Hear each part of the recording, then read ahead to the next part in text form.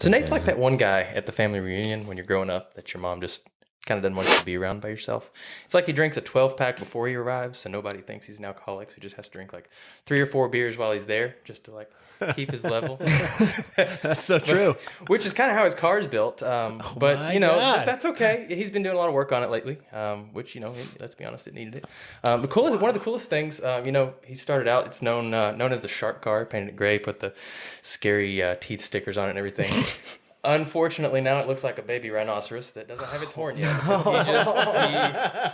had to do that hood. I tried to tell him not to. But, you know, the really cool thing is he actually put a 22-gallon fuel cell in it, which if he had a PSI of oil pressure for every gallon of fuel that he could carry, he'd have like at least 10 or 12 more PSI than he's ever had before, which is great.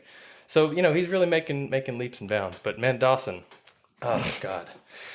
You know, I noticed he mentioned the other day in one of the episodes how many times he's wrecked. I think it was like, what, 9, 10? Which actually, you know, it makes total sense now. His Instagram name is Kool-Aid Man. I always thought it was because of his last name, but it's just because he's going to bust through the side of your car. Yeah. Damn, that was a good one. Yeah, but, you know, at the same time, I love Dawson. He's the only person, though, that I've ever met that will openly on a podcast hate on the sound of your limiter, while at the same time liking it so much that he buys that exact motor to put in his car and doesn't change the exhaust setup whatsoever. Like, not even a little bit. I don't even have an exhaust. Yeah, exactly. Didn't change it at all. And then he'll tell you that your C5 drift car Corvette is not cool. It doesn't look good because it's got flip-up headlights and it doesn't have enough Japanese styling. But he's saying that while he's hopping out of his 350Z without a front bumper and Lamborghini doors.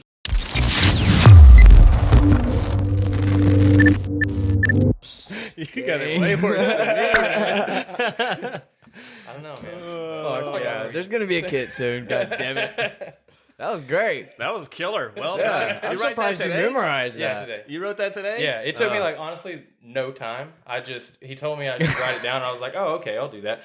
Because like I told Jacqueline, my wife, for anybody that's watching, I told Jacqueline that you guys wanted me to roast you, and she was like, that'll be easy. And I was like, Wow. But she doesn't really know Dawson that well, so she was more talking about Nate. But I am easy to Yeah, roast. he texted me. He was like, "How long do you need it to be?"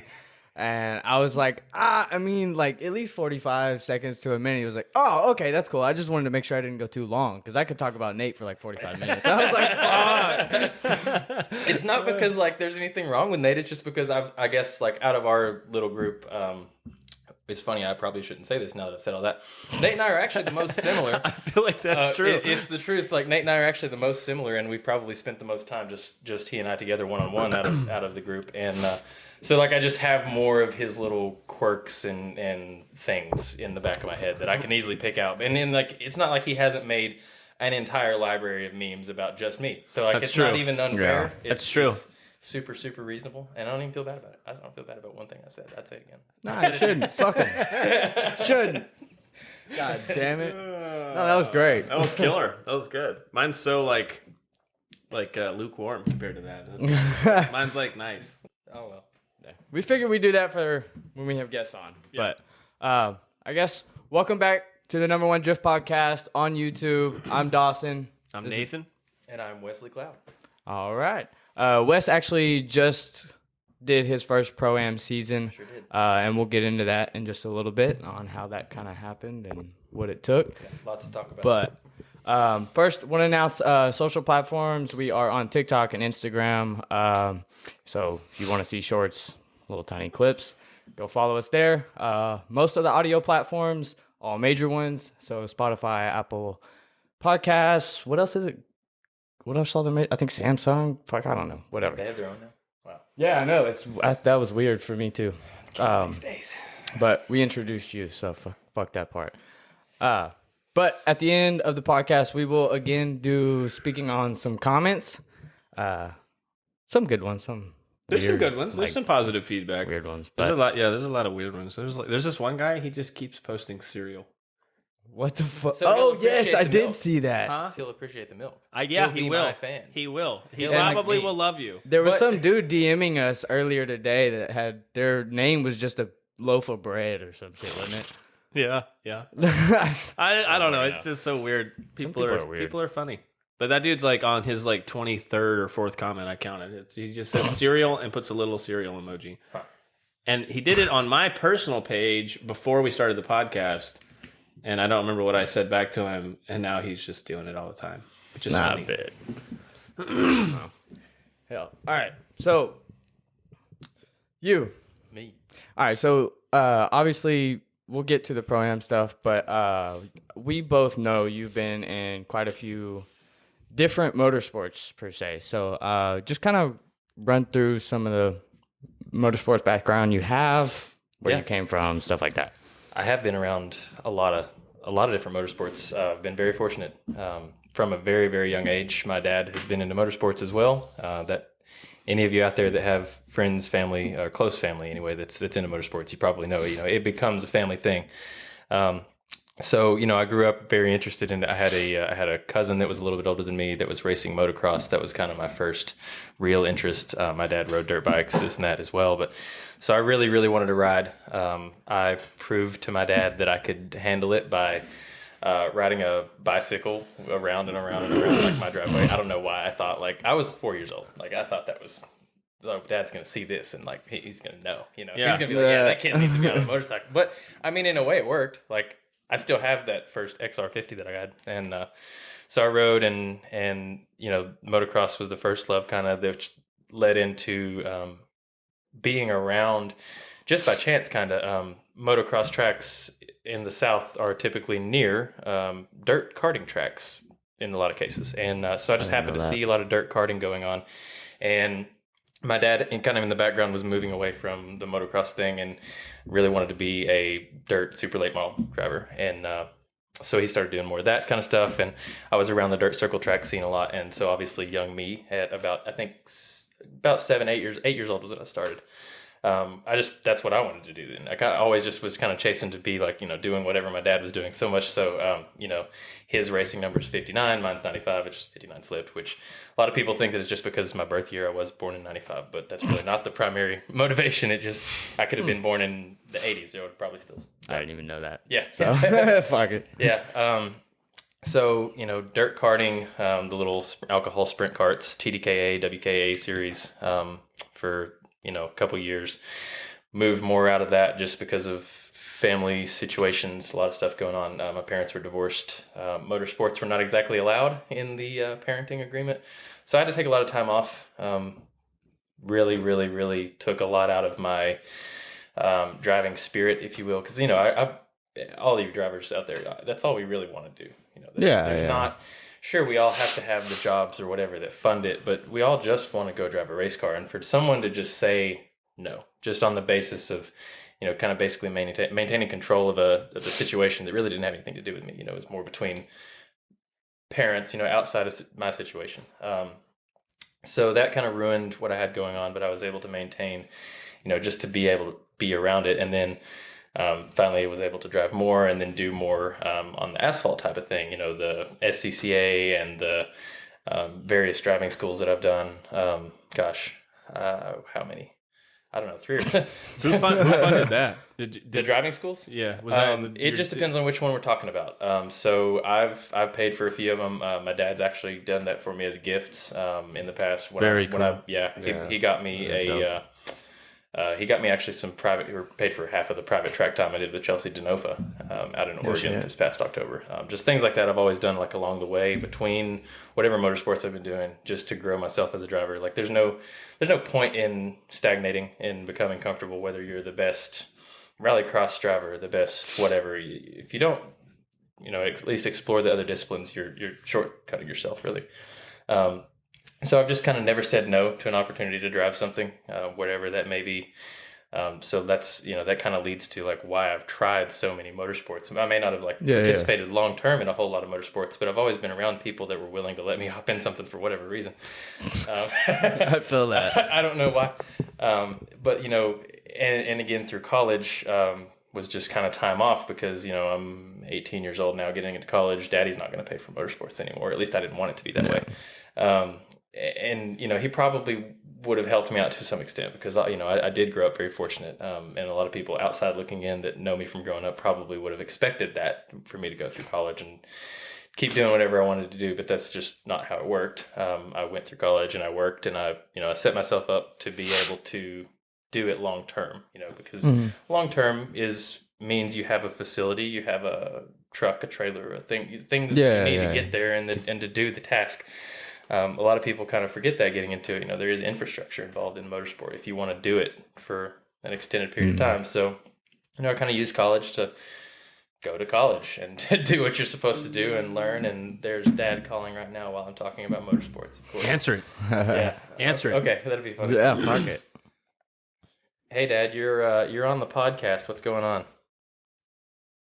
You're on the podcast? You're on the podcast right now. I answered the phone on speakerphone. We're talking about motorsports. We were just talking about you just a little bit. Your ears got to be burning. Yeah. Say hello to the Circle of Drift podcast. Hello. How's it going? Call me back when you get a chance. Okay. All right. Not as exciting as we'd hoped for. All right. I'll talk to you later. No big deal. All right. That was cool. Man, where was I? That kind of derailed things.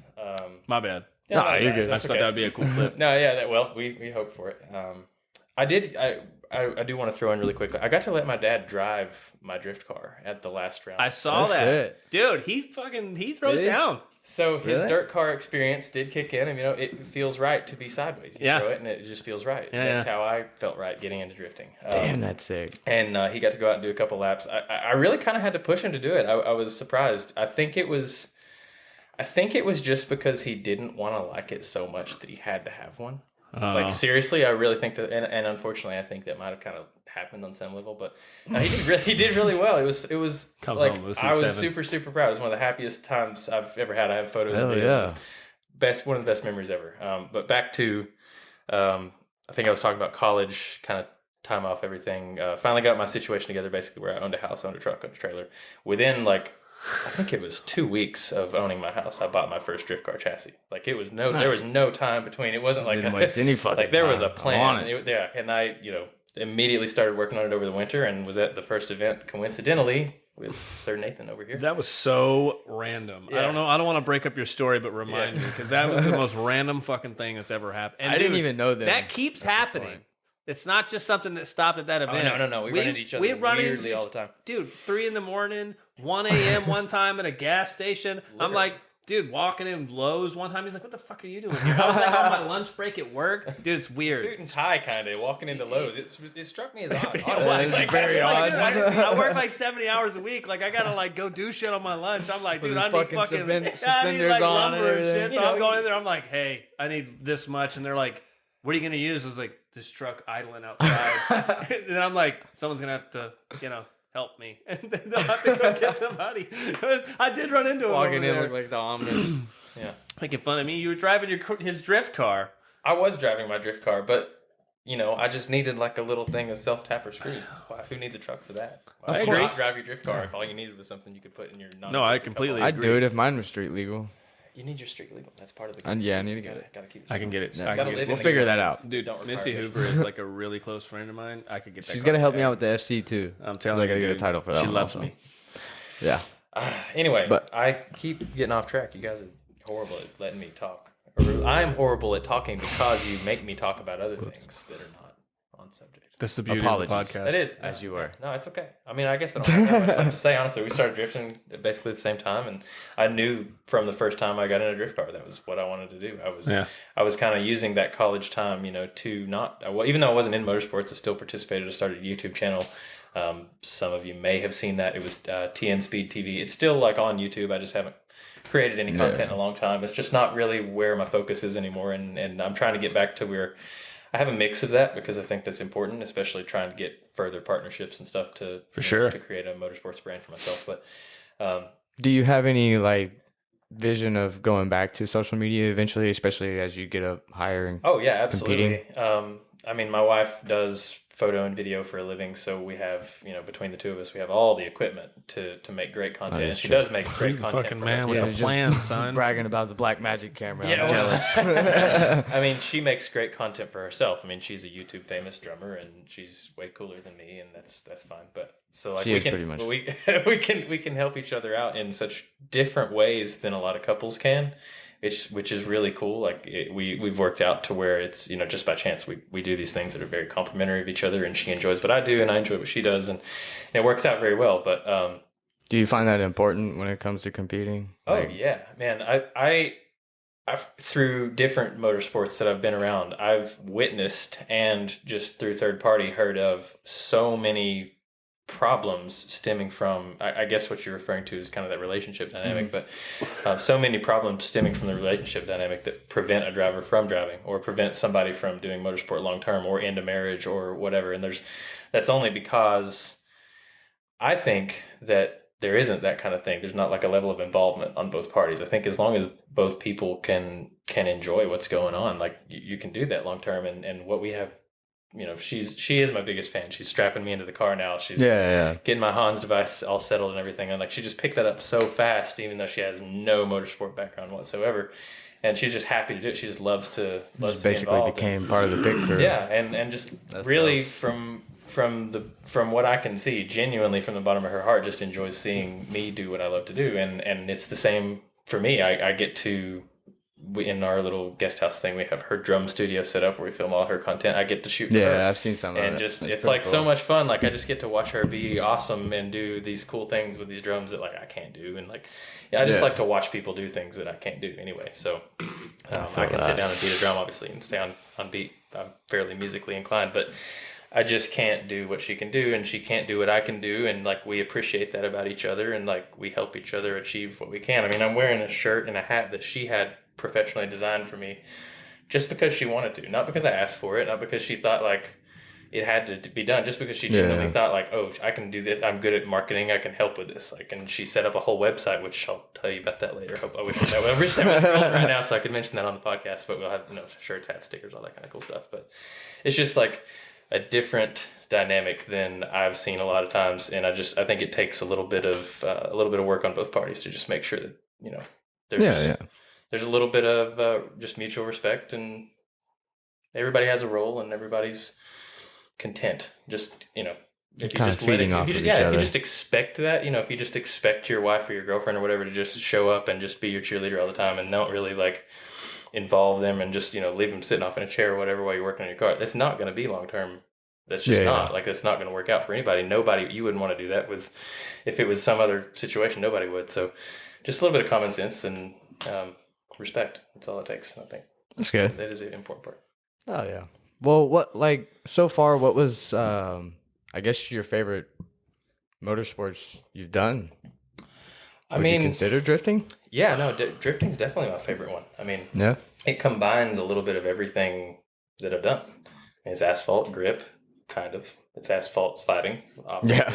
It's dirt sliding, really. I mean, it's the same mechanics. It's the same idea. It just, it all comes together. That's why I was saying, like, there's no reason to not explore all the different disciplines. Drive off-road, drive on ice and snow if you get the opportunity. Like, you know, whatever surface change you can get accustomed to, and it just builds that little bank of muscle memory that you have to react to things. Especially in tandem drift, you have proximity and all of the other things that you already had to deal with. Yeah, you have to be spatially aware. Right. So and you have to be able to do all of the other things and almost not really ignore, but almost ignore your driving in favor of watching what the car. Yeah. Like, you can't be paying too much attention to what's actually going on inside your own car, or you're lost, or you get left behind, or you're in the smoke cloud or whatever. So, you know, paying fairly good attention to their quarter panel or whatever your focal point is pretty vital. So I just think anything that you can do like that is going to help you out more than you can get out of any single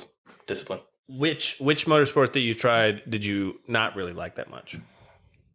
I mean, I can't say that I've tried one that I truly didn't like. That's the cool thing about motorsports, is like, it is just a different form of driving, and I like driving. So like, even if it was, You didn't have one where you were just like, well, I'm not into that. I mean, Or it just didn't give you that adrenaline. Yeah, it rush? just wasn't like, it wasn't that for you. I mean, I mean, you know, I don't have that much fun going and driving like the little gas-powered go-karts in Gatlinburg or something like that. I see. I'm not suck too, crazy. bro. I don't But think that's that they're fun. horrible. It But like, sucks. I love like Music City indoor karting, the electric ones that are actually. I just went for the first time a couple weeks ago. Actually, amazing. Yeah, they're Lots of super fun. fast, right? Yeah. So anything that has a reasonable power to weight ratio is going to keep me super stoked. Yeah, Like, I same don't here. care what I it is. feel I that. can go out on a Miata. Same. can I go think out on any a car Viper, guy I can go relate like- to that one. Yeah, just like give me a reasonable amount of go for the size of vehicle that I'm in, and I'm stoked. Like I don't need a lot. I really don't. Hell yeah. All right. Well, so I know you've kind of gained a collection of Corvettes. So, how many It's literally an cars? accident, kind of. I mean, I'm gonna go get some Mountain Dew while you guys talk about Corvettes really fast. And that's your favorite car. Where are you going? You can't leave Anyways. me alone to defend the Corvette. But a C4, you're on your own, man. Okay, well that was an investment, if anything. Like That's fair. I couldn't pass up that deal. I got that car. It was 53,000. You got to do a wild body kit on it. It already has a fake Ferrari Testarossa kit on it. What more do you want from me?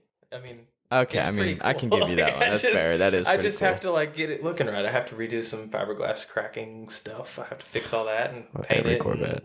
The thing is I've had it now for going on, I don't know, 3 or 4 months or something. Like I haven't touched it. I really? Really? Like I literally it has a leaky, like really leaky radiator. You like fill it up, it's empty in 15 minutes. Maybe. Like, Jesus. to the end of my road and back, which is probably like a total of like a mile empty. And so like I don't want to I don't want to hurt it or anything. So I just haven't messed with it, and I've just been working on my drift car and stuff. So Yeah. after the end of this season, and maybe I have a free couple days, I need to put some valve seals in it. That motor just kind of has a thing where the valve seals get old and rusty because it's only got 53,000 miles on it. No shit. I didn't know It's a that. 1987 with 53,000 miles, and I paid $2,000 for it. How can anybody be mad at that? I mean, I feel you. I only paid $1,000 for my FC. Perfect. Like, and it's AC only got- blows cold. Thanks. Got you another Mountain Dew there. Okay, You can have it. that's Yeah. neither a Mountain Dew. Yeah. But that's fine. We make it work. Yeah. What were we talking about just now? That derailed me again. I'm the worst about that. I'm a squirrel. Do it. I just got totally squirrel moment because of the. You're talking about your C4? Yeah, Oh yeah, the C4. C4. So yeah, it didn't have a title when I bought it, and like it was advertised as not having a title. But in Tennessee, things that are over 30 years old, as long as it's not stolen, you can just kind of get a new title issued. You just go, Yeah, they don't give a fuck. It's so easy. But I knew that. That's what I got to do with the FC. I just haven't done it yet. But I knew that, so I went and got this driving car with the digital dash works, the power seats work, the AC blows cold. Like there's Damn, nothing crispy, wrong huh? with it. Fucking There's sick. nothing. It even has the transparent roof. It's like got the little cracks in it and stuff, but it's there. Sure, It's cool. Sure. And it's fine. it's just, how can you be mad at that? I mean, I had a clean. I mean, clear title yeah, in my you name can- in like a week. Damn. Are you gonna do anything to it? I wanted to bag it. I still kind of want. Please do. Because I saw this one, I can't remember Big that. kit bag. I would like to know the Instagram name just to give him his due credit. But I saw it at Formula Drift Atlanta. And Well, we it's can a find it Y C4 afterwards and I bag. can put it Yeah. in there. Oh, it's so pretty. I'm gonna do it this time, I swear. Yeah, I Sorry. saw that and I told my wife, I was like, oh man, I want one of those. And I'm not kidding, it was like a week or two later I bought that C4 just because but it just happened. It was, So I what do wasn't you looking for one. what do you think about Drift HQ's C4 with the RB25? Oh, I think it's super cool. I have lived with the RB25 before that Dawson now has, and I personally wouldn't want to do it again. I don't think I would either. It's just a little bit out of my. It's just not conducive to a competitive easily competitive Absolutely car. not. To No. keep something with an RB platform competition ready event after event after event. My personal Yeah, opinion is like you get the motivation work on the car, you go out to the car. For me you, we go out there and we mess with the car. We're like, all right, we need this, this, and this. Let's go to the parts store, we'll get it, and we'll finish the job. Right. But for someone like you go out to let's say you're going out to the Drift HQ car and you need this, this, and this. Guess what, dude? You're waiting 3 or 4 months. And by the time 3 or 4 months gets there, those boxes been sitting in the corner. You're like, I don't fucking feel like doing that, you know? Yeah. It's yeah. horrible. I mean, Yeah. literally, if you break anything on that platform, at least if you live in the United States, in my experience, you're ordering from Australia or Japan, and you're waiting, like you said, not quite 3 or 4 months, but He just several happened to wait. weeks. He happened to wait on a clutch master for a really long time. That was like my point of And that reference. was that wasn't even didn't have anything to do with being overseas or anything. Just Just couldn't they find shit didn't for it. have it. Just back order bullshit. I'm not. I'm just talking about like the RB specific parts. Like I just. Oh, yeah. I eventually had to. I blew a couple power steering pumps. Had to adapt a KA pump. Yeah, that's right. Had to adapt a KA pump. Had to do that weird O2 sensor housing thing just to go around the steering shaft and like that hit other things. It was just always something kind of. Yeah. Something was going wrong. Like it ran great. There was never any actual problems with the motor itself. It was just like. Oh, I remember the send off, dude. Yeah. He went to Beach Bend.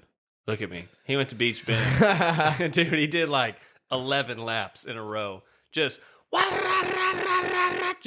Well, it was raining. It just took Well, it too, dude. I know, Yeah, I know, insane. but he just beat the shit out of it. And dude, like my car was the car's debut. My car's debut of the turbo kit, which nobody really knew we were doing that except for us. So I pull up, show my car, go out, make 2 laps. It fucking blows the turbo, and then Wes is like, "Well, if you're not gonna showboat, I am." And I was Somebody had real to watching carry him the team, just like- drive all. the way Somebody had to around. put on the show. Yeah. No, That's funny. that was one of my favorite days of driving.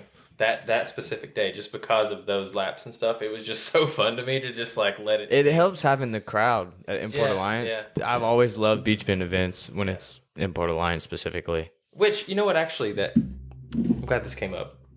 The whole limiter thing, and I have a bone to pick. I have a small bone to pick. Oh boy. Yeah. Not with me. No, not with you. No, I it's was no. like, You're in the clear. I love limiter. I love No, limiter. no, I just want to establish a clearer timeline real quick, just because I have been keeping up and I heard some mentions about how some of us weren't a fan of my driving styles.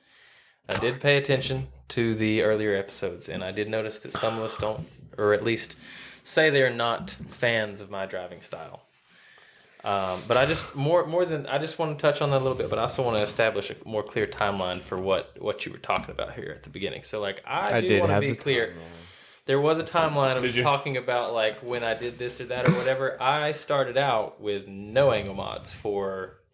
I have to look at the photos at least like a calendar 4 months, something like that, and then got just a little GK Tech bolt-on knuckle mods. I never did the super lock. Yeah. They work for some people, It was not good. They just but they didn't work I've for never us. We seen we they people just spent always came loose. like them. I- Every we- time I someone know a gets bunch. it, they get over it in like 2 events. They and just they're- always came loose and stuff. Like I didn't have a problem with how it drove or the amount of angle or anything per se. It just they always came loose, and like I didn't want to keep buying a bunch of different stuff. So Yeah. then like I think it was like a full calendar year before I had of like just like driving on that before I had WiseFab, and then I got WiseFab through our local WiseFab plug, and I actually never set it past lock stop 3 out of 5. So saying that I throw it all the way to lock and let it bounce, that's a little unfair. Because also, if you've driven a WiseFab car, if you just throw it and let it go, like it's actually kind of hard to get it off a full lock. Yeah, They don't You'll really almost wanna want to come back. park. Yeah, so you actually have to like put it where you want it. Like everybody thinks like the WiseFab is a cheat code or whatever. Like, you still have to drive the car. Like so. There's no be self that- steer to them. That is what it is. Not too much. I mean, Well, I don't. The GK Tech that I have has a lot of fucking self steer. It feels like. it just depends on how you have it set up. Like I was able to set up my S chassis pretty well to where it does, with like 6 degrees of caster, it self steers pretty well. But Yeah.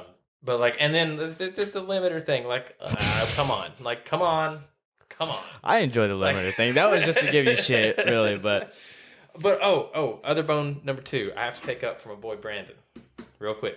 then I forgot his name. Brandon Rose. You said that like how he drives is sketchy, which like I get to the outside, like it looks because like he drives with like one hand on the steering wheel, one hand on the. Yeah. He looks like he's driving a dump truck. I was just about to say, It listen, literally does. in the video, I was like, Brandon's got hands. I didn't say he couldn't Yeah, drive, no, but he it's a very drives, like, unique great. style. He looks like he's Yeah. driving a Peterbilt. He does like hot Yeah. shot trucking for a living. That actually makes sense. He's just like getting into like work mode. He's just like he drives like an F-250 now, but it's not. This is it's just like- another Tuesday. Yeah, but, so like he's actually, it's interesting because he's very very very efficient with just his left hand on the wheel. He just kind of keeps his right hand there. It's just like his like place, and like he'll Yeah. just use that in a follow position more than anything. And like he Aaron never- Losey does I've it. never seen him do anything like even moderately sketchy with like. 'Cause I think you were saying like it looks sketchy to you, like. Not at all. Like he's one of my favorite people to tandem with. Like he always runs a really nice lead line, like wide enough to follow. Yeah. Obviously, in a competition, we're just talking about kind of like fun driving, but Yeah, no, like Brandon's good driver. I wanted to say like that is not sketchy. That's just his inner truck driver coming out. Like he's just like cruising, like in a Peterbilt, like you said, he's just shifting through all 18. That's what I said. I was like, I don't think it's sketchy, but it's definitely unique. There's not a lot of people that drive like that. The first time I rode with him, dude, you're like this. You're like, you're just doing the eyeball. You're like, are you about to do something crazy? it was unnerving. I'll give you that. Yeah, but well, the only reason I say that is because whenever I'm chasing, I'm sure a bunch of other people do it too, but I don't necessarily. I look at their wheel and then their hands out of the corner of my eye. So if I'm chasing you and you've got one hand over on the handbrake, your other one's normally down at the bottom, kind of, so you can't see the hands moving. Oh man, see that makes way more sense. That Brandon is strategically trying to psych you the fuck out. That's what it is. I'll be honest, dude, it does though. Me either. I've just never looked. You don't? I've never looked at anybody's hands. I never thought. Oh wow. I look at the wheel and I look at the wheel to see if it wobbles, quarter. and then I look at their hands too to see if they bobble. Yeah, no, I'm just kind of watching the attitude of the car more so than anything. But I think it's the difference. Honestly, is I probably have done the same thing in the past where I was kind of more aware of what a driver was doing, like driving at Clarksville and driving at like the Beach Bend Fun. Oh, you can look fucking in there and watch him take a drink of a beer. Well, You're fucking right there beside him. That's not even necessarily what it is. It's like I've found myself recently because the only things that I've been really driving are competitions, and like for whatever reason, like not talking about any other area of the country, but this area of the country has some pretty heavy hitting Pro-Am level drivers and cars. For sure. So like the caliber of competition leads you as a driver to just trust people so much more. Like I don't really worry about someone bobbling and spinning on me or something like that. I'm just kind of watching the overall attitude of the car because there's nobody that's been at any of these events that I don't trust to get right in my door and leave marks on me and vice versa. So like, I guess what you're saying like makes total sense. But I think in some of these higher levels, like you don't even have time. I bet once you get into higher horsepower, like it's so much. It's one of the first things I noticed about like the Pro-Am tracks and stuff. Like it's so much faster than anywhere else that we usually drive, like at all. Yeah, like way different kind of game. Yeah. Well, actually, that's a good segue. So let's kind of talk about how you got into. So you've been drifting for like what 2 years for fun, really? 3 years. What year is 29? I started drifting in 2019. So okay. Yeah. So yeah, 3 years. Our first event was the same event, right? Yeah. So what made you want to start competing? Well, that's what I got into drifting for. That was so that was your initial. I didn't get into drifting just to play. Like I never wanted to do that. That didn't make sense to me. Like I am all for going out and having fun and just drifting for fun. I get that. Like, and I get the people that have no drive to do the competition, and like the competition sort of takes the fun out of it for them. I'm the opposite of that. I truly am. Like I get more out of one comp day than 10 fun days because I need an objective. If I go out to whatever fun day, I can drive my heart out to the best of my ability. I don't really get anything from that. I get maybe bragging rights or something like that. Somebody to say, oh, good job or whatever. But like, I'm not chasing a level or anything. With the Pro-Am thing, I get to chase prospect license. And with the prospect, I get to chase Pro 1 license. And like move up that next level. It's not for like a fame and fortune thing. It's for the achievement, for the ability to go see what I can do with these guys. Like, how are they going to put me to shame? Am I going to hold my own? Okay, what do I need to adjust to hold my own? Or can I just nitrous? No, like, and I mean, in some cases, it can come down to some powered things, and I guess we can talk about that some too. But it is a very different thing now from the Pro-Am and stuff that I've been around in the past. There hasn't been an East 10 Drift Pro-Am series, Formula Drift Pro-Am series in the past 2 years, 3 years. There wasn't a 2020. 2021 was supposed to happen, and then it got canceled. So during that time, I think people either had time to save up their money or do something, whatever. So now everybody's car is everybody's fucking badass. Everybody's shoved in their shop. Such a different level. Like every car out there, you would be competitive in what Pro 1 was, just a few years ago. Like the 800 horsepower kind of cars are prevalent in the Pro-Am level now. And I just didn't really for whatever reason, no to that. Like, I just didn't know. I thought my stock bottom end LS1 with, you know, a built top end and a lot of fuel and a lot of timing and stuff was going to be adequate, which, you know, it was adequate, but I thought it was going to be competitive amount of power. But it really was. Like, me and this other guy, Gavin Threet, a good friend of mine, and Drake Burris, were the only naturally aspirated V8s.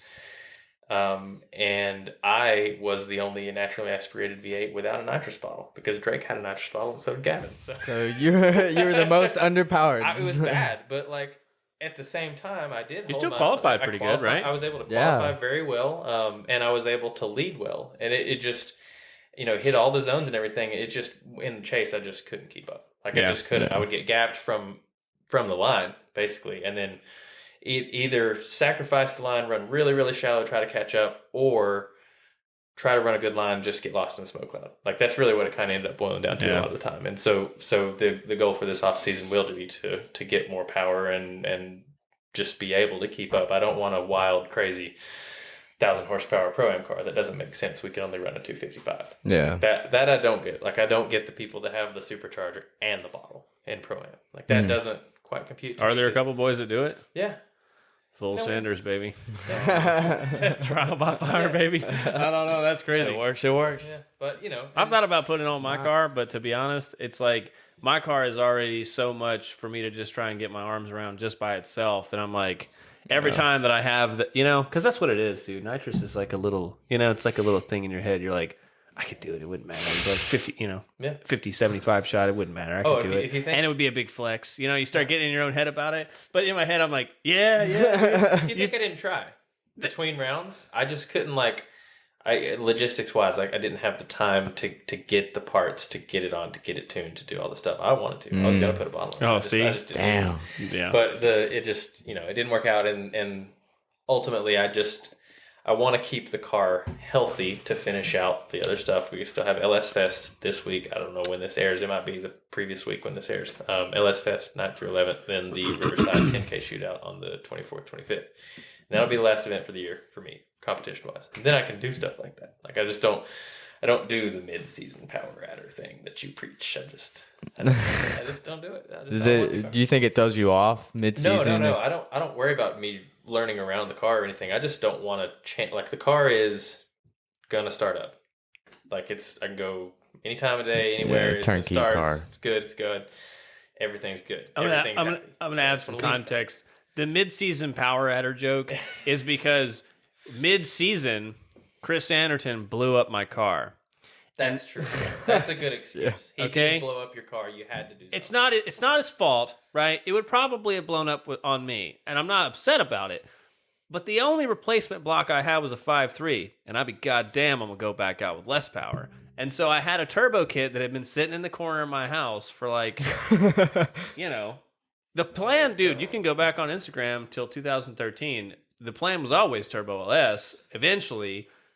And him blowing it up, I was, you know, this is a little shicey. But in my head, I was like, well, he blew it up, so he's gonna help me fix it. You know? And so that's how that happened. So then the joke You weren't became even there. You let him take your car to the track. Yeah. He towed my car there. I was at work. I mean, you know, it wasn't like I was like, yeah, rip the boat, and then he blew it up. He was like, his car broke, and then he asked to borrow my car, and then I was like, yeah, sure, I don't care. So I towed his car home for him.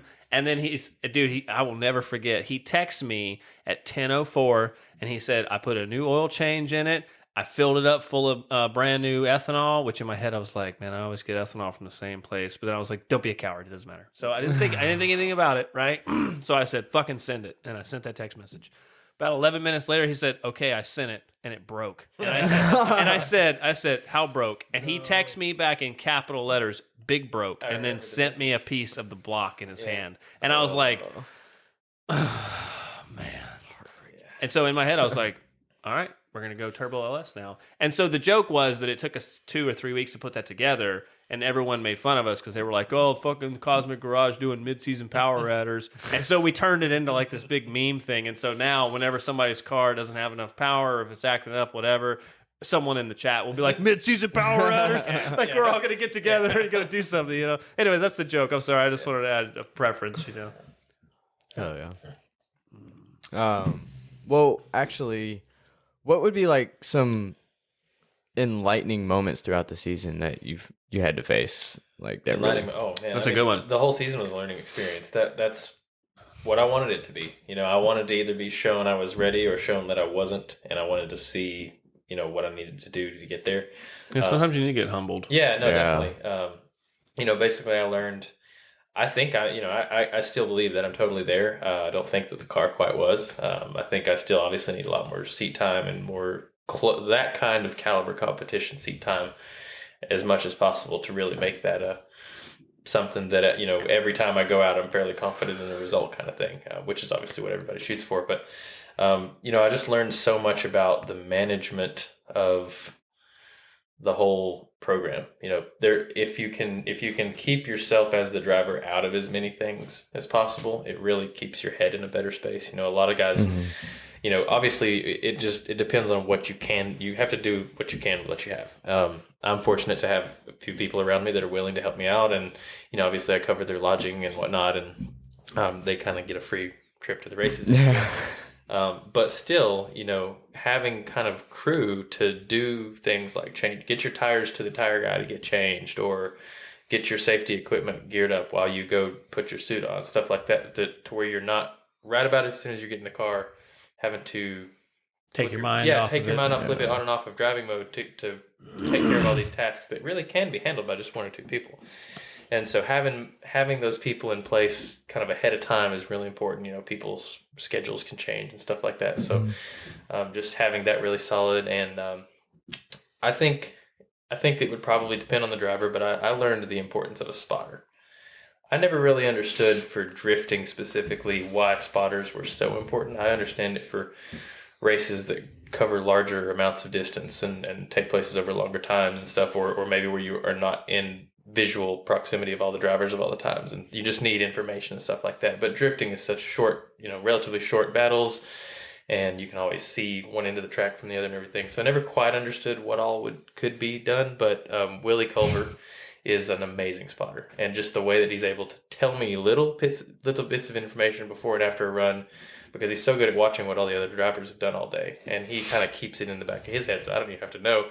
If I go up to chase somebody, he knows how they're going to run their lead, and he tells me real quick, hey, you might want to give this guy a little extra room. He hasn't been hitting his first clip right, or he's been spinning out on the outer zone and second zone or something like that. And like just that extra little thing I don't have to think about or I can anticipate is just gold. Yeah, it's right there. Yeah, it's gold. And some people don't like it, or some people argue with their spotters or not really appreciate what they're saying if they're not complimenting their driving. I mean, I've heard this from certain people.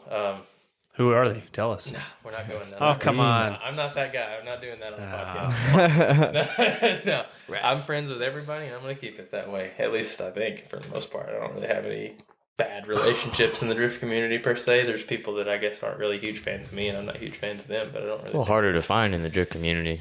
Yeah. Or felt like.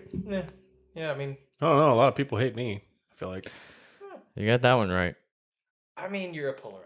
It's not like you don't do it intentionally. Oh, no, it's on purpose. Yeah, like, It's on purpose. I do it on purpose. I was just saying. He was like, it's hard to find. I was like, where? I just got to open my phone, you know? There's plenty of people that don't like me.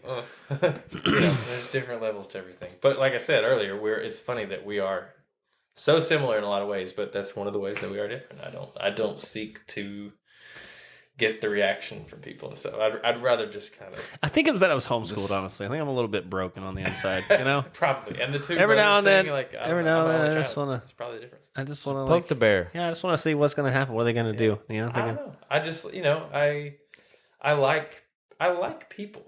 You know, I like to talk to people. I like being around people. See, I normally would be like, it's because you're not in sales, but you are in sales. But dude, I don't. Maybe it's a different kind of sales. Well, it's just the way I do sales versus the way that you do sales. I do sales by liking people. Like I form relationships with people. Just you have to deal with people a lot longer. I do. I'm more with of a somebody relationship. for a little bit of a ride. Like they don't come in one day and leave in an Altima. You know, like it's not the same game. It's just not.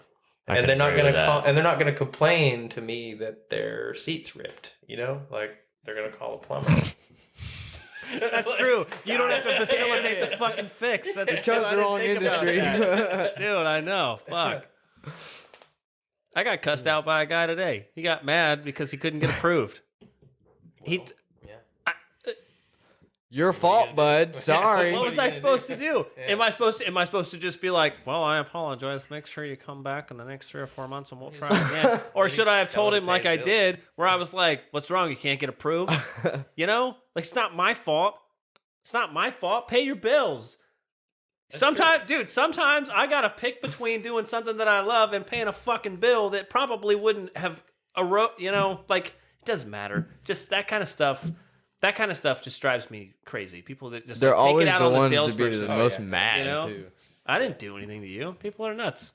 I think that's what it is. I think that I got all this like little pent up rage where for the past 15 years I've been in the car business, people are rude to me. I didn't fucking do anything. I just wrote your paperwork up. What are you mad about? And so now, every now and then, someone will say something to me and it'll kind of irk me the wrong way. And I'll just be like, I'm going to be mean to you for like the next 3 years. I don't know why. But that really is like one of the only differences between me and Wes. Other than that, he's pretty normal and I'm kind of a psycho, I feel like. Batman Superman analogy. Yeah. It is. It is like that. Yep. All right. Well, now that we got your work rant for the show out of the way, That is a trend now. yeah, I guess it is. Yeah. We got to keep that one Make up that too. a segment. It's hilarious. Oh, That's okay. shit. I ain't scared. I Your just desk completely got fall moved the over? desk. You My did bad. move it, didn't you? No, that was me. Speaking of enlightened moments of the season, what was probably the biggest issue you had to face? Whether it was getting to the track or at the track with the car, That one's easy. whatever. Damn. That one's really easy. So I've been a fan of Kenda tires for a long time, right? Like we all have. As we all have. Yeah. They have changed. They are not the same tire. Oh, really? I mean, at least, so unless I bought 12 of them. So like that's a decent sample size, I feel like. I mean, maybe not in the scheme of things. I feel like I know where this is going. So I What bought, happened to 'em? Well, okay. So I bought 12 of them. The 200 treadwear. We've all used like the 300, which are grippy enough, but I wanted more for Pro-Am because I've been on the Valino Pergias, or that's what I had been driving the first 2 rounds of Pro-Am on. And I just couldn't get enough of the 255s, or I couldn't get any of the 255s in time for round 3 and 4. So I was like, well, I know and love Kenda. Give me those 200s. And they were a little bit cheaper than the Valinos, but right about the same, to where like they should have been just as good. Should have been comparable. Yeah. They were grease balls, like start to finish, no grip. I had them down on 10, 12 PSI, disconnected my rear sway bar, dampers all the way soft. I could not stick to the ground for anything on round 3 and 4, and there was nothing I could do about it. It was the only tires that I had. And Did you check the date on them? Well, yeah, because they had to be new because they were stamped 200s. Oh, yeah, that's true. They used to be, they were 180s, and they changed them to 200s now at the new manufacturing place. So, like, if they're 200s, they're new. But I'm telling you, like, I just could not stick to the ground no matter what I did. I've got a decent amount of toe in. I've got, like, it's all right. Because as soon as I swap tires again, like, we're all good. I'm on the GT radials now. I'm on the SX2 RS, the Formula Drift Pro Spec required tires. I just figured, may as well get used to them. And that was easily the biggest challenge. I just showed up with the wrong tires. I was so confident in them working. I know, because I do. Yeah. I'm such a bit. I believe in Kendas. Yeah. I will not. I just don't see. I honestly don't see myself ever purchasing another pair of Kendas just based on that experience. Like, it was just so comically bad. If the 200s were that slippery, how are the 300s going to be now? Like, and I know people say, "Oh, the treadwear doesn't matter; it doesn't mean anything." It does. Well, you would still think that within a tire, a brand and a model of a tire, the lower treadwear number should still be stickier. Like, I don't care what anybody says. Oh, treadwear doesn't matter. Sure, 200 may actually read as an 80.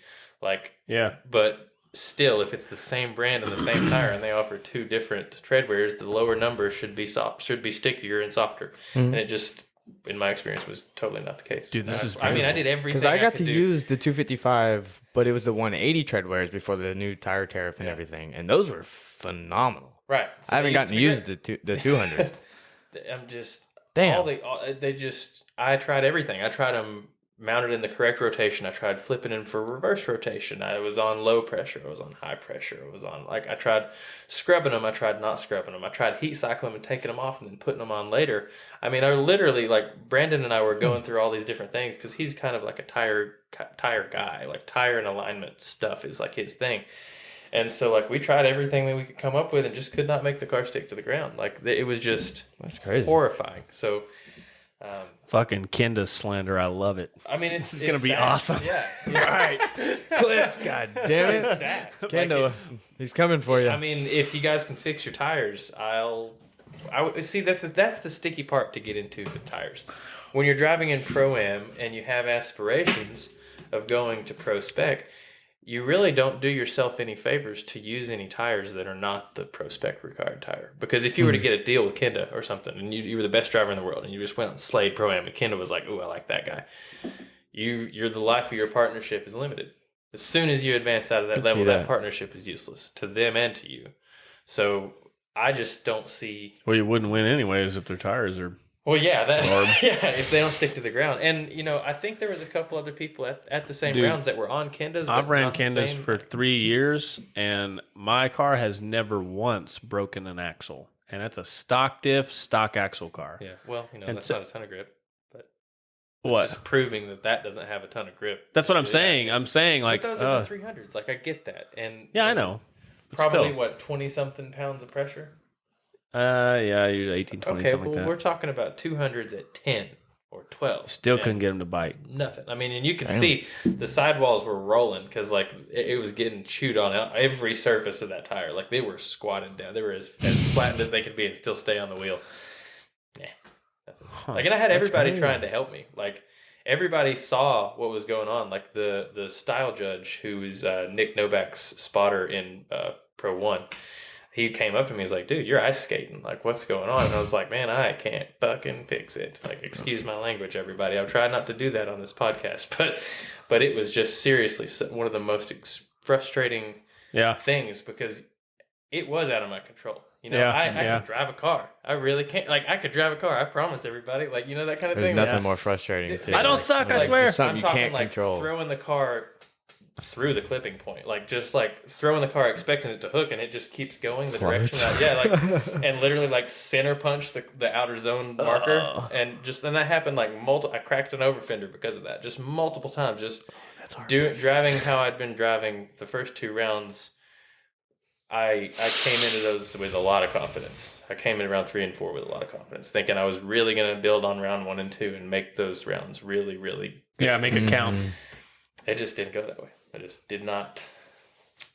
Lesson learned, though, man. But I'll never do it again. I'll never. That's one of the biggest lessons. I'll never let myself get. I just bought 100 of those GT radials. I will not let myself get out of tires. I've sold a bunch of them, and I will do that again probably because. I was gonna say, are your Kendas 18s?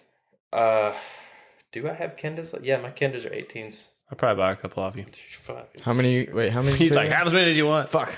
I don't remember. I'll have to count. There's so many. I have so many tires in my shop right now. I'll probably buy some from you too. I have of the GT radials unclaimed. I only think I have like 14 or 16 left right now. But I had one time we bought 100 tires. 22 of them got taken before I had to bring all the rest of them home. So I had 77, 78 tires in my shop. Damn.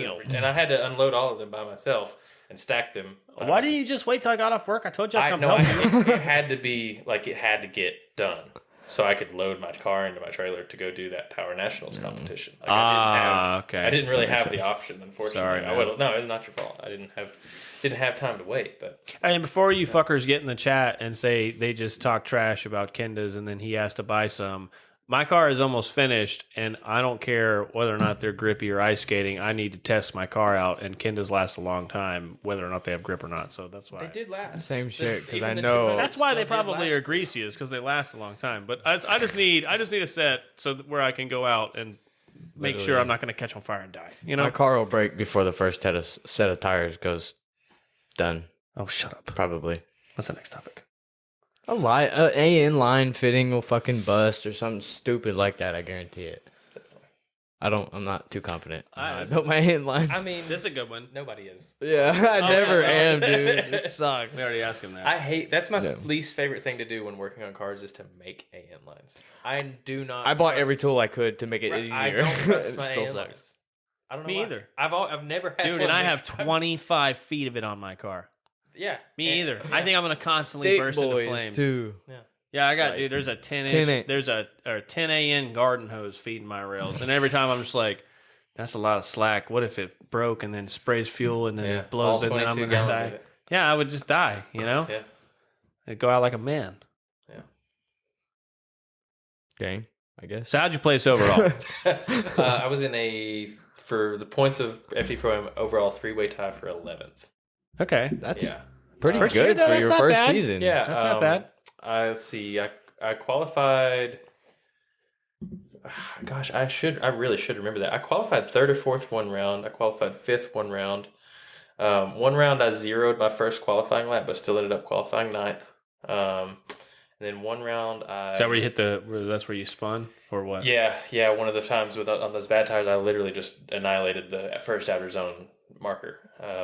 But on my second lap, it was like oh my god, I wish that had been the first lap. Because it was weird. Like I eventually kind of did learn to drive without the grip. I learned like qualifying wise and lead wise, I could drive okay, but just it was a lost cause to follow. Like I was sure. like to lead to come out of the chicane. It was hard to not hit a cone, just because and I would have to start in second gear because first gear would just spin. Turn them over. It was like somebody put oil on my tires. Like I swear, it was the weirdest thing. That's crazy. I mean, it was every set of them. It was not just like a one-off or anything. Yeah, that's a good one. All right, we'll just start there. This is your thing. Let's go. That's a great segue. Just go. All right, so the boys, I think he means governor, but it just says. Hold on. Introduce what we're doing. We never did that. Oh, okay. I'm talking shit about. Boys governor. I'm sorry. I'm talking shit about Talking about some subscribers. goddamn governor. There's these people. All right, so there's this big. All right, dude, fuck this. There's this big polarizing view of our podcast because you only see 7-second snippets of what we're talking about with zero context, that we don't actually like or enjoy the things that we're kind of like poking fun at. Okay, it's the whole thing is to make you go watch the podcast. That's the whole point. So, with that being said, I'm going to talk shit about a subscriber. So, one of the people that follows us, his name is the boys. It's the boys GOVR. So it's either the boys go ver or the boys governor. The boys go VR. That's what came to my mind. Okay, so I went to his thing and I didn't really see that. Oh, I don't know. So, whatever. So it doesn't matter. But his picture is of Danny Vito from Bam Margera. Oh. All right. So I posted a video. Which video is this? Okay, so this is the video that I was talking about. And it's like actually 3 separate clips of me talking about how come LZ isn't winning in a certain... Actually, roll the clip. All right. Yeah, keep roll the talking. clip. Can anyone explain to me why Adam LZ can't win anything in FD, but he's an unstoppable force of consistency and clutch kickers? I mean, dude, he's a monster at clutch kickers. It's almost like FD is a big popularity contest or something. All right. So he says, in response to that video, he says, at least he's not making a podcast and struggling to pay his bills. Dude, all of us are drift people, okay? If it wasn't for drifting, we'd be able to pay our bills fine. All right, so chill. Okay. Besides Wes is rich, but besides him, all right. That's not true. That's not true. I am not rich. Anyway, Anyway, don't listen I to plan him. better than you. So he says that's true. He's much better at planning than just- me, and that makes him rich. So, Well, I would love to see so my he total says- rig. For 2 different definitions. Sorry. no, I'm just kidding. I'm joking. He knows I'm kidding. All right. So he says at least he's not making a podcast struggling to pay his bills. And I said, imagine being triggered about a YouTuber over a 9-second video they have zero context for. Calm down, Vito. It's just a joke. Watch the podcast. And which, if you go back and look, obviously he's triggered because the video is not really talking trash about anybody. He's just mad, right? And I said, and so then he says, nobody is triggered, my dude. You can comment a response without being triggered. Not an LZ fan, but love when people hate on guys who are making it. Okay. Remember that he says he's not triggered. That's really important for the next part. Okay. And then one of us responded and said, Dawson and Nate have participated in more stuff for the drift community in their local spot than you probably ever will. So that was, I don't know if that was you or me. I can't remember, but Fuck if I know. In third person. That's weird. sometimes it just depends because we want it to be like both of us, you know? Okay. Why did So- you say we? It gets too confusing. we do say like, we. specifying. Okay. It's just it doesn't. Yeah. Didn't mean to So, derail you. okay. So, you don't. So, this is my favorite part. All right. So, right? So remember, he says he's not triggered. So then, okay, I like go back to work and do whatever I'm doing and take my little, sell a car or something. And I open my Instagram. Dude, this dude has found my personal Instagram. Okay. He goes to the most recent picture of my car and tries to like make fun of it. Right. And I don't remember what he said. It's fine. He was like, oh, here it is. He goes, bruh, what is this? With a bunch of crying emojis. And then, but if you open his Instagram, it's just him like smoking pot on his Instagram with like all of his 73 subscribers. It's probably like every person that he's ever come into contact with, right? And so The internet. yeah, right? Like, and like honestly, this is a little flattering, right? It turns me on a little bit. Like he went through a lot of steps to go find me. Pickle. And I He's break talked it to you like a new girlfriend. right, Like, right? Dude, just put more. No. We all know I love that, right? So I break it down for him, right? I said, wait. So you found our podcast, listened to a 7-second clip, went to the host, clicked my name, found my personal TikTok, clicked through my personal Instagram, saw my car, which is polarizing. And I'll give you that. It is. Not everybody likes it. It's not for everyone, right? It's baby rhinoceros. Yeah, it's baby rhinoceros, right? Not everybody likes it, An angry right? one though with the teeth. Right? And then I said, and then you decided to try and rag on my car and disrespect my work and the podcast, all because me and my co-hosts tell people, oh, that's what it was. He was mad because we were telling people to buy like Kendas and Ironmans and like good tires instead of doing what I did. Oh, at first. yeah. That's what Okay, it I was. I remember that now. forgot. That's He so stupid. he You got need to he's just- like it helps people gatekeeping. out. Yeah, he's like Just giving the gatekeeping. information we could. Yeah, he's like gatekeeping mad because we wanted people to buy the best equipment that they can afford. If you can't afford it, then go buy $50 Walmart tires. That's what I did. I did that, but it sucked because then when I asked other people who had been doing it, they kind of did what this guy did, which was like, you need to learn and get better before you go out and buy a real drift tire. And it's like, dude, he would have learned and got better. He would have been better all day And there was literally 5 seconds within the podcast that I actually said, the first event you go to, more than likely you're going to spin out the entire time. So don't stress too hard on the tire. Yeah, you're well- fucking bringing, because you're not going to Right, burn any rubber right. off. Plus your cost per lap. Like you still have to look at cost per lap. The Walmart tires, whether they're $50, Oh, it's $60, garbage, dude. Yeah. they're going to last a couple laps and they're going to turn to spaghetti, like little rubber spaghetti. That's exactly what it did. Yeah, and so like you go ahead and pay your $50, $60 That happens extra once an per episode. tire. You're still cost per lap goes down. Time spent changing tires goes down. Seat time goes up. Like there's all kinds of reasons that doesn't make Efficiency. sense to preach to anybody. Yeah. I hate that. So anyways, I told him he turned me on. And it's hard to And grasp if you're new and haven't even started drifting too. But So then he said that he didn't read any of that, and then he unfollowed me on Instagram after he followed me, which was kind of weird. That but hurts. whatever. Hit you with an unfollow. Really sad. I was at like 379, and now I'm at like 378. I don't know. Big sad. but on the upside, Yeah, I'll let you do the positive ones. I'm kind of an on the outgoing positive one, I guess. I don't know about that. The least positive guy. I was gonna say. I was Like, how did I end up with this more one? Like, this is more like therapy. We're like, dude, say something nice about people. Do this one. You don't have to hate on everyone. I don't have the driving Demon style. Reaper on today. We're good. You can say nice things too.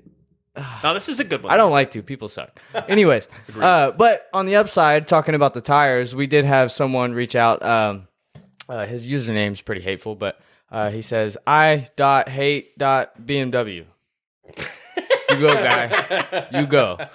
Anyways. Me too, man. I'm not really a BMW guy. Yeah, I'm not either. But we appreciate your comment because he said your guys' bit about tires in that episode helped me a ton. I've got my first event coming up, and tires has been a pain to figure out what to go with. And we responded saying, dude, awesome. Take some vids and tag us. Always awesome to see someone new. Hope you're killing it. And that's literally what we're doing this for. Right. Yeah. That's the whole point of it. is to like get the average Joe to like understand that like it's not super complicated. Like you can make it complicated, but it doesn't have to be. Yeah. You know, you can just get a rear wheel drive car and go have a good time, and then decide after that what you want to do. You don't have to like, you know, do all that. Yeah. Do all that geeky The drift shit. community is small enough. The only thing we want to for do sure. is just make it grow. Yeah, well, that's In any way possible. That's the only thing holding back the growth of the drift community is just more education. I agree. People just don't know about it yet. Yeah. That's like the most common question that I get from anybody, like just randomly. What is drifting? Well, not even what is drifting, is how do I get into this? Like, what do I have to do to get? Like, I had at several of the at least 2 of the Pro-Am rounds, we had a lot more spectators at Bristol Motor Speedway because there was also a drag event going on. Sure. And people were kind of coming across like that were drag people that didn't know, and like the 14, 15-year-old kids were just like enamored by it, which I would, I was that Sure. kid. I totally get it. And they literally would just kind of like gawk at the cars, and several of them asked me like, what do I have to do to get into this? I have a insert car here or whatever. And, it's just the same answer. If you're gonna get into it seriously, it needs to not be your only car. You should probably You should not really try and drive your daily driver to the track. That doesn't go well for anybody. There are some cowboys. Yeah, There's you a lot told of a guys story that do about that. Yeah, there's nothing the wrong other with day. it. You got to do what you got to do, but you also there's a lot to be said for the patience in waiting until you can, even if it's just the most basic of like a cheap tow rig kind of truck or whatever. Yeah, just that was and my an $800 biggest. car trailer, whatever you got to do. Like, What if you were working on the most minimal budget possible, 18, 20-year-old budget? What would you do? Would you recommend that they wait and save up, or would you recommend to just go ahead and get into it, go buy a F-150 and an aluminum trailer for $3,500 and start going to the track? I think that's kind of a loaded question. There's too many variables in that, but Of course I think, it is. I think the way that I would answer that best would be, first off, it would depend on your otherwise financial situation. What does it look like for your living expenses and stuff right now? Do you pay rent somewhere? Do you own a Don't house? go Whatever, broke. right? I know that. You I can't know put that. yourself. Well, a lot of people don't know that though. A lot of people do put themselves in neck deep in debt in their credit card just to build their car on the front end, and then can't even go drive it.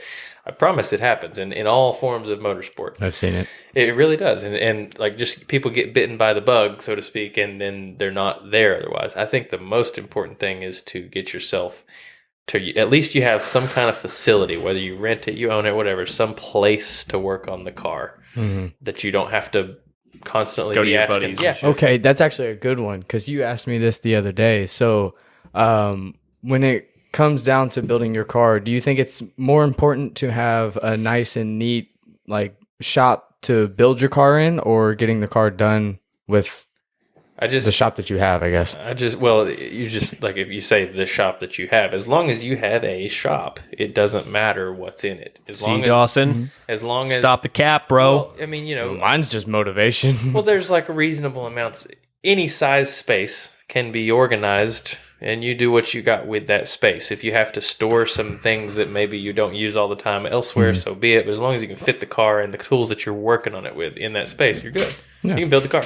Because, that's like, dude, that's I like- did it that way. I started in a 30 by 10 storage unit, and I had my car in there. I had my workbench with a fucking Harbor Freight, the smallest toolbox you could get, and I had as much tools as I could in there. And behind that, I had a little bit of storage for tires and just random parts, stuff like that, and I made it fucking work. I did it for a year and a half, Yep. and But you still had to have like those certain pieces of infrastructure. You had to have a truck to pull the trailer to put like.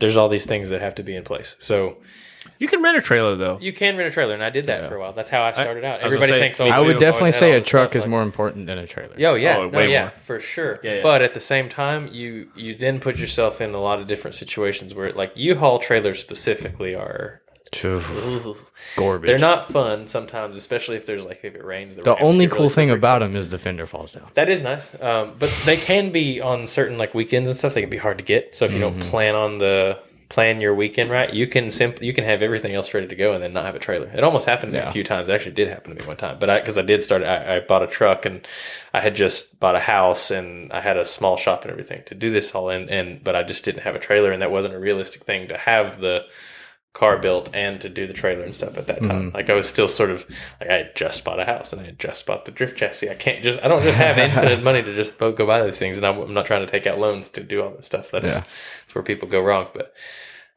I was lucky in that aspect because I got a truck for cheap. It was a almost 300,000 mile Silverado. Yeah.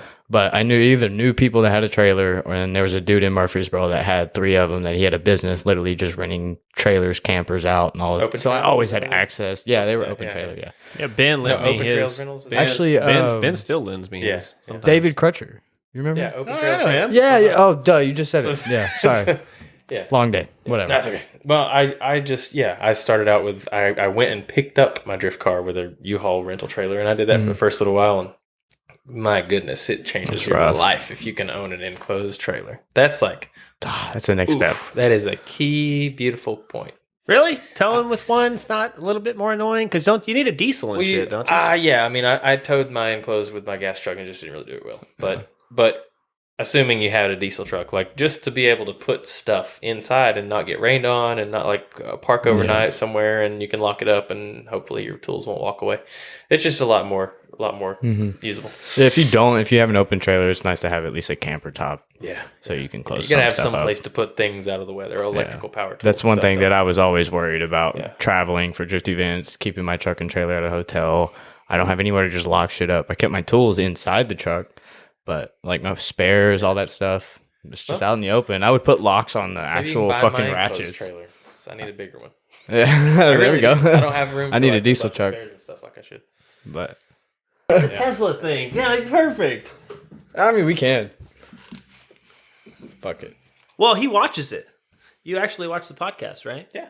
Okay. So Thanks, in the bud. part when I said, the part when we were talking about, his name is Nathan. Oh no, I'm gonna butcher it now. I had it down earlier, but it's like, I know who you're talking about. you know who I'm talking don't even about? have to try. Okay, Yeah. okay. It starts with a P. Yeah. He used to work for Tesla. He used to Yeah. could get one for 30 grand, and he asked me as like a hypothetical, if you could buy a Tesla for $30,000, would you? No, I wouldn't either. no, because there's one sitting out right there. I know, he that showed up in a drove. Tesla. It's my wife's. I don't claim it. I don't like it. It's I really just like it. weird. It's good for like a commuter car just to get from A to B or whatever. But hers is like the performance model, and it has like you throw it into a corner, there's no confidence because it is heavy. Like you're talking about, like, it's heavy, and it makes decisions for you based on what it thinks is going on with its cameras and its Elon Musk brain. I just don't like it. I think that's a just good don't like it. connection too, because majority of like people we're talking to, they go off of the feel. So when you're in a manual car, you obviously are paying a little bit more attention to what you're doing and the feeling of the car. So from our standpoint in the community, the electric shit just does not work. Yeah, no, you have and no it's not- control it's not over the going car. to until we figure out how to like do a good transmission on one, where you can still shift gears with electric motors. That's being done now. Yeah, that would be cool. No, that is being done now. And we're gonna have to go with whatever happens. If that's what's being made, then that's Speak what's for gonna be yourself. made. Well, Ain't no yeah, way. I mean, but there's a level of realism to it. If Formula Drift is required to go to electrical powered stuff in order to remain, because the EPA says something. Well, I'm going to drive one of those cars because I'm still going to want to drive one. I'm not going to be like there's no point to that. I'm not going to get that changed by me doing that. I feel like that would be too much of a I feel like if you hellfire, raise and they enough won't do hell, that. you can get it changed. Well, sure, maybe in the long term, but I'm not going to not drive until it gets changed. I'm going to figure that's just not how I'm going to approach that. All right. I'm not a fan of the Tesla. It doesn't have a driving feel. But for somebody that's wanting to buy a Tesla, they're probably not for that. They're doing it because they think, even though it doesn't, they think doing that it it's for the good hype for the of it. environment. It's not. Yeah, it's horrible and for the they environment. think- fucking hype. Well, and they think that it's going to be like this great, wonderful, like the build quality is horrible, the quality control, there's like pieces of paper and plastic and stuff. Well, it's like hanging built up. like a I've had truck to on do the body inside, work right? on one. Well, Isn't it built? It's like really open, right? It is really open and just like plastic Basic. and stuff. It is just basic, but it's like the futuristic minimalist technology stuff, whatever. But that's the point. Like that's what kind of makes it bad. That screen is what everything controlled off of, and if it goes funky, then it goes funky. Or like if they send out a bad update. We were in South Carolina one time, and our phones are the keys, and it didn't take the phone key anymore. Oh Yes. my I'm not kidding you. fuck. If she didn't have her little like Tesla, looks like a hotel room key. Yeah. Yeah, It's we'd have been the stuck car. in South Carolina. Yeah, it's Damn. the dumbest thing. But I mean, she likes it so. But she doesn't want it to be a performance car. She likes it because it goes wee in a straight line. Like it's pretty quick in a straight line, but that's it. Well, you heard it here first, folks. Don't buy a fucking Tesla. Wouldn't do it. Okay, so I'm gonna have my last piece, then you can do this. All right. So instead of spending $30,000 on a Tesla, if you have the hookup from Brennan Daniels' friend, whose name is Nathan, but we can't pronounce his last name properly, I think it's Poemosha. Poemosia. you can buy a Canon. I Yeah, no, I found saw one. that. Yeah. No, you can actually get cannons for less than that, and I know where you can. But that means you can buy more of them. Oh yeah. So you we know. got the hookup on cannons. Got But it. I wouldn't do that with 30 grand. Bring it, You know, Russia. Like there's a lot. If I already had all the cars and stuff that I wanted, I had 30 grand to buy an airplane. That's probably what also I would buy. Yeah. I would also buy that. Yeah. I have a game on my phone called Simple Planes, and I've been I have playing the it for flight like 8 simulator. years. Yeah, I have DCS on Oh yeah. the yeah. joystick at the house. Yeah. No, It made me airplanes are sick. Like if they're not 30 grand, but like a Kit Fox. Oh man, like one of the little little planes that you can like put the big huge rubber wheels on and go land on top of a mountain in Alaska. Like a bush plane.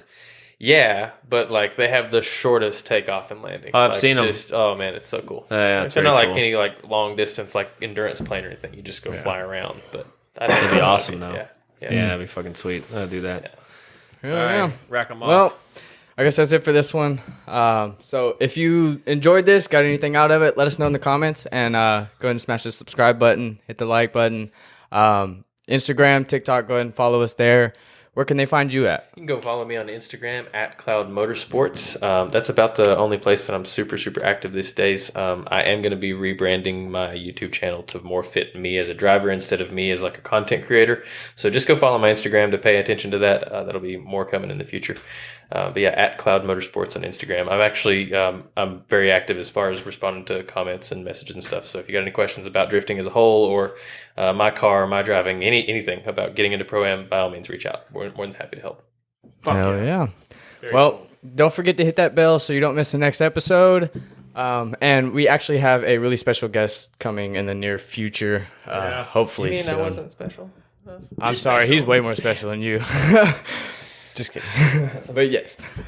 He's mad about your roast. Who's mad about? Oh yeah, that's fair. No, that's fair. I'd be mad too. No, it was a good roast. It was a good roast. No, I that was enjoyed good. it. That was good. I enjoyed it. But, I was for it. all right. Appreciate it. See you guys in the next one. See. Fuck yeah, dude. That was good. I enjoyed that. That's an annoying problem.